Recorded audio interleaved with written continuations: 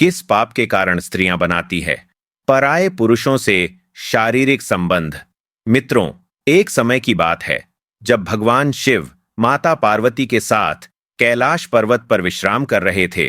तभी देवर्षि नारद कैलाश में आते हैं और मां पार्वती और शिव जी को प्रणाम करते हुए विनम्र स्वर में कहते हैं, हे प्रभु, आपकी सदा ही जय हो।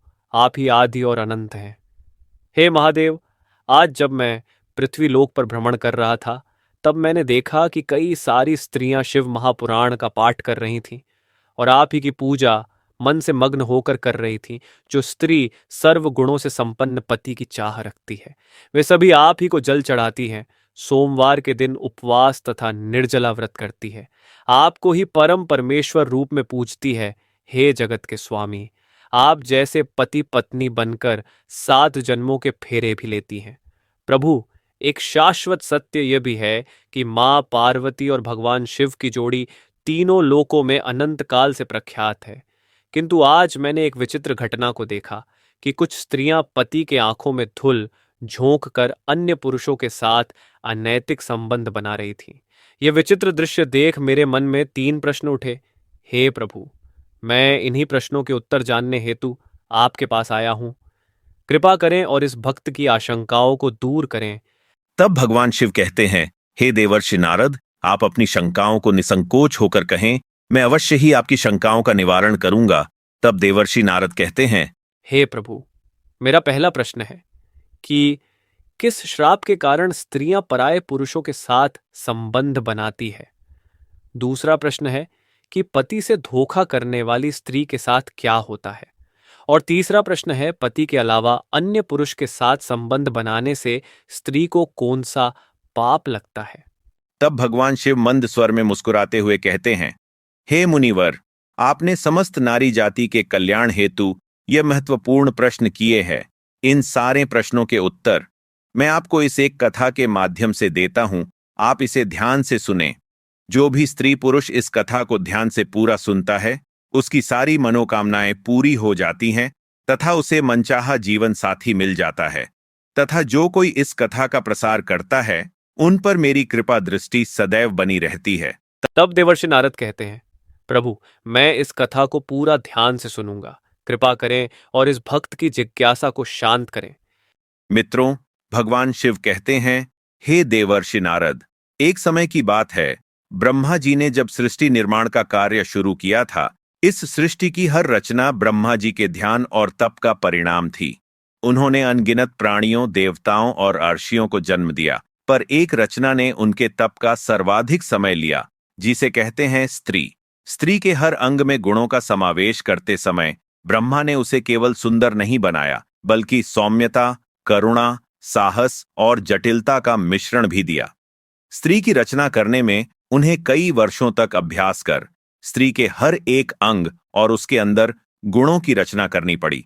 उसके मन को अति जटिल प्रकार से निर्माण किया गया, इसलिए स्त्री के मन को समझ पाना बहुत कठिन होता है। उसके अंदर सौम्यता और निष्ठुरता के दोनों गुणों को डाल दिया था। उसी प्रकार से उन्होंने स्वयं के शरीर से एक कन्या भी उत्पन्न की थी, ऐसा मिश्रण जिसे स्वयं सृजनकर्ता भी पूरी तरह समझ न पाए। कई वर्षों के ध्यान और यत्न के बाद उन्होंने अपनी ही शक्ति से एक अनुपम कन्या को उत्पन्न किया।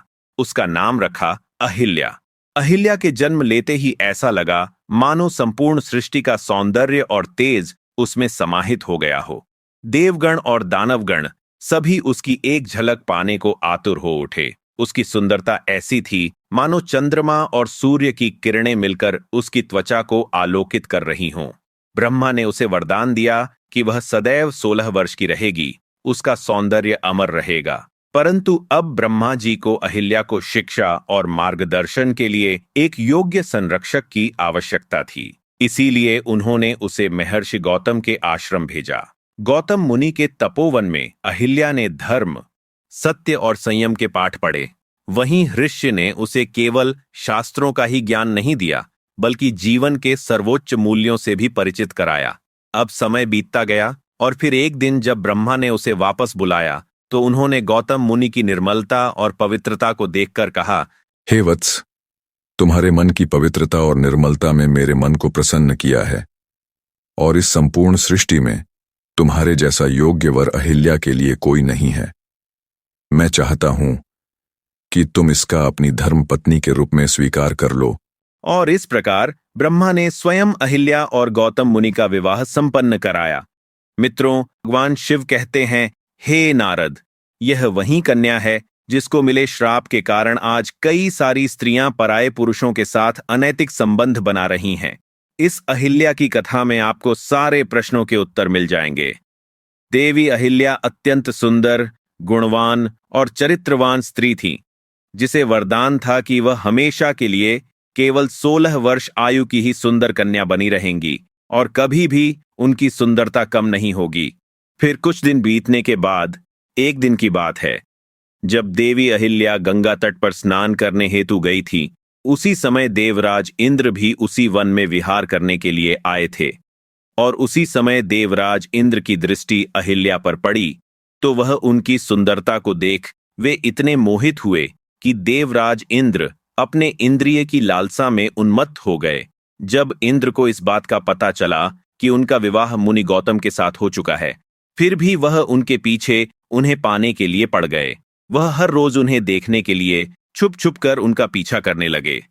उसने समय के अनुसार ऋषि गौतम और देवी अहिल्या की सारी गतिविधियों को जान लिया और फिर एक दिन चंद्रमा के पास गए। मित्रों, जब भी कोई व्यक्ति अपने मित्र का चुनाव करता है तो सबसे पहले उनके आचार विचार एक जैसे ही होते हैं। जैसे कि किसी चोर का मित्र चोर ही होता है और संत का मित्र संत ही होता है।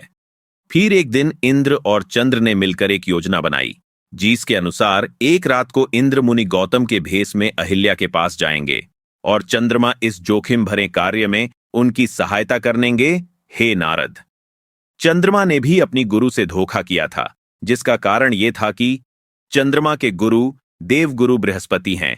एक बार चंद्रमा शिक्षा हासिल करने के लिए बृहस्पति के पास गए थे। वहां चंद्रमा बृहस्पति की पत्नी तारा की सुंदरता पर मोहित हो गए और उनसे प्यार करने लगे।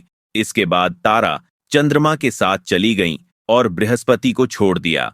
चंद्रमा को भी इसके फलस्वरूप श्राप मिल चुका था। फिर एक दिन की बात है, इंद्र और चंद्र की योजना अनुसार एक स्याह रात के दूसरे पहर का समय था। चंद्रमा ने मुर्गे का रूप धारण कर लिया और जैसे ही कुटिया के पास पहुंचे, उन्होंने जोर से बांग लगाई। उनके इस छल से मुनि गौतम को लगा कि अब रात्रि का समय समाप्त हो चुका है और अब समय हो गया है गंगा में स्नान का। वे तुरंत उठे और अपने दैनिक कर्मों के लिए आश्रम से बाहर चले गए। वहीं दूसरी ओर इस योजना का इंतजार कर रहे इंद्र ने महर्षि गौतम का रूप धारण कर लिया। अपने असली इरादों को छुपाते हुए वे अहिल्या की कुटिया में प्रविष्ट हुए। परंतु जैसे ही उन्होंने वहां प्रवेश किया, देवी अहिल्या के मन में एक संदेह उठ खड़ा हुआ और वह आश्चर्य से बोल पड़ी, हे स्वामी, ये कैसे संभव है? आप तो अभी अभी स्नान करने गए थे, फिर इतनी जल्दी वापस क्यों आ गए? कहीं कुछ समस्या तो नहीं? यदि है तो मुझे बताइए। अब अहिल्या की आवाज में संदेह की हल्की परछाई थी, लेकिन अपने पतिव्रता धर्म के कारण वह अपने कथन को वहीं रोक देती है। उनका कोमल हृदय सत्य और असत्य के बीच उलझ जाता है। इंद्र ने अपने छल को छुपाने की पूरी कोशिश की, लेकिन अहिल्या की अंत प्रेरणा ने उसे अनदेखा नहीं किया। कुछ अनकहा, कुछ अनजाना उनकी आत्मा को खटकने लगा, परंतु वह अपने कर्तव्यों और धर्म की डोरी में बंधी हुई थीं, इसलिए तत्काल इस बात को मन से निकालने की चेष्टा की। तभी मुनि रूप धारण करने वाले इंद्र बोले, हे देवी, मेरे मन में काम वासना जाग उठी है, आप इसे शांत कीजिए, फिर मैं स्नान पूजा आदि कार्य करने हेतु चला जाऊंगा। अपने पति को ऐसे व्याकुल देख देवी अहिल्या शर्माते हुए बोली, हे स्वामी, अभी तो प्रातः काल है, ये समय मुझे ठीक नहीं लगता।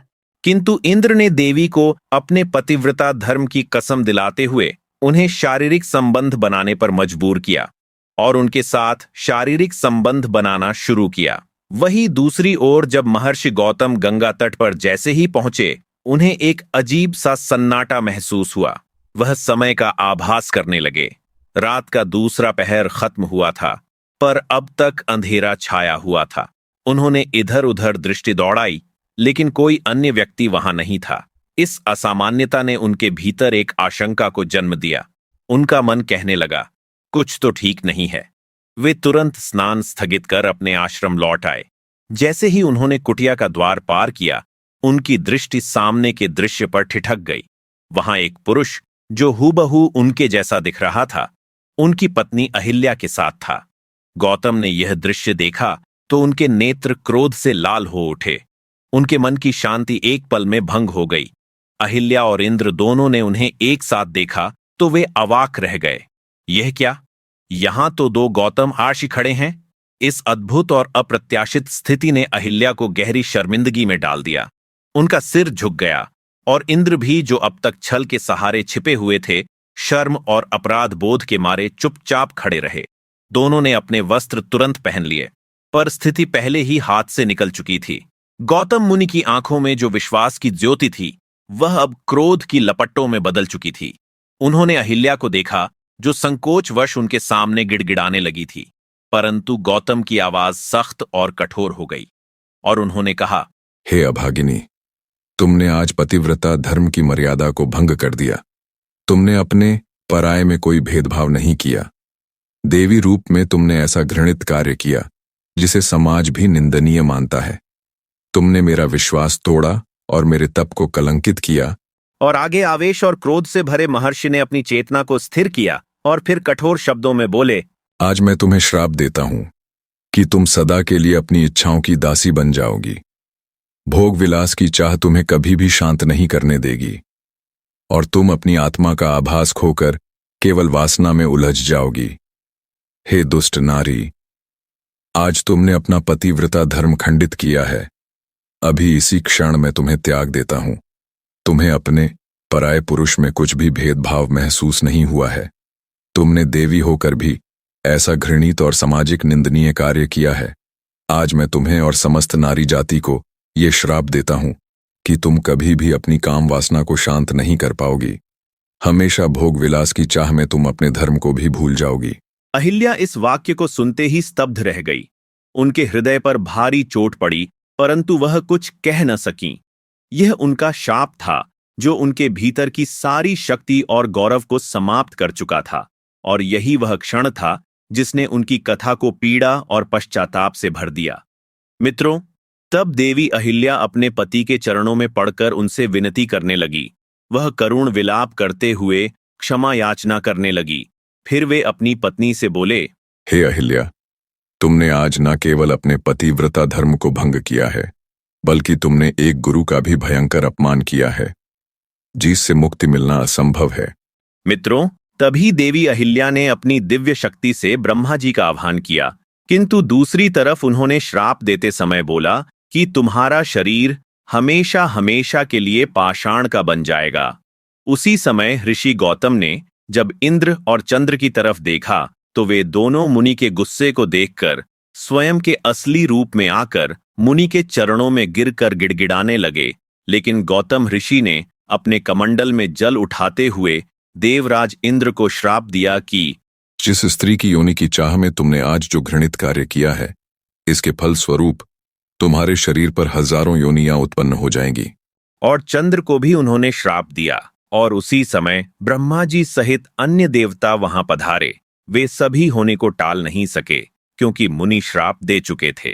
जब इन सारी बातों का पता देवताओं को लगा, तब उन्होंने ऋषि गौतम से विनती की और अहिल्या के श्राप से मुक्ति का समय पूछा। तब मुनि गौतम ने बताया कि त्रेता युग में श्रीहरि के अवतार राम आएंगे और इस पाषाण रूपी मूर्ति को पैर से छूने के बाद ही वह इस पाप से मुक्त हो जाएगी।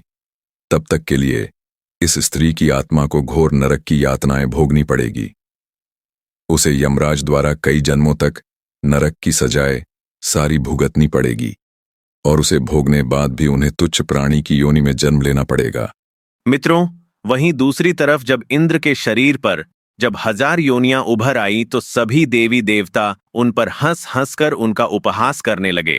तब इंद्र सहित सभी देवता ऋषि गौतम से इस श्राप का उपाय मांगने लगे। तो उन्होंने सभी का सम्मान करते हुए उन सारी योनियों को आंखों में बदल दिया। मित्रों, शिव जी कहते हैं, हे देवर्षि नारद, अब आपको समझ आया होगा कि आखिर किस श्राप के कारण स्त्रियां पराये पुरुषों के साथ संबंध बनाती है, और जो भी स्त्री दूसरे पुरुषों के साथ भोग विलास करती है, उसे कई वर्षों तक नरक की सजाएं भोगनी पड़ती है। जो भी स्त्री अपने पतिव्रता धर्म का पालन करती है उस पर मेरा आशीर्वाद बना रहता है। अगर कोई स्त्री जाने अनजाने में यह पाप करती है तो उसे घर नरक की सजाएं भोगनी पड़ती है और किसी भी प्रकार के व्रत, तप और उपवास फल प्राप्त नहीं होता है। उसके सारे पुण्य कर्म शून्य हो जाते हैं। हे नारद, आपके तीसरे प्रश्न के अनुसार पति को धोखा देकर पराये पुरुष के संबद्ध बनाने वाली स्त्री के सारे पुण्य समाप्त होते हैं और जो पुरुष दूसरों की पत्नी को जबरदस्ती या मजबूरी में उसके साथ गलत कर्म पाप करता है उसे भी मृत्यु के बाद नरक में ही जाना पड़ता है और अगले जन्म में उस पुरुष को किन्नर की योनि प्राप्त होती है। हे नारद, अब मैंने आपके सारे प्रश्नों के उत्तर दिए हैं। तब देवर्षि नारद कहते हैं, हे प्रभु, आज मैं धन्य हो गया हूं। तो मित्रों उम्मीद करते हैं कि आपको ये कथा अवश्य ही पसंद आई होगी। तो कमेंट में सच्ची श्रद्धा से हर हर महादेव अवश्य लिखें। साथ ही चैनल को सब्सक्राइब करना न भूलिए। आप सभी का धन्यवाद।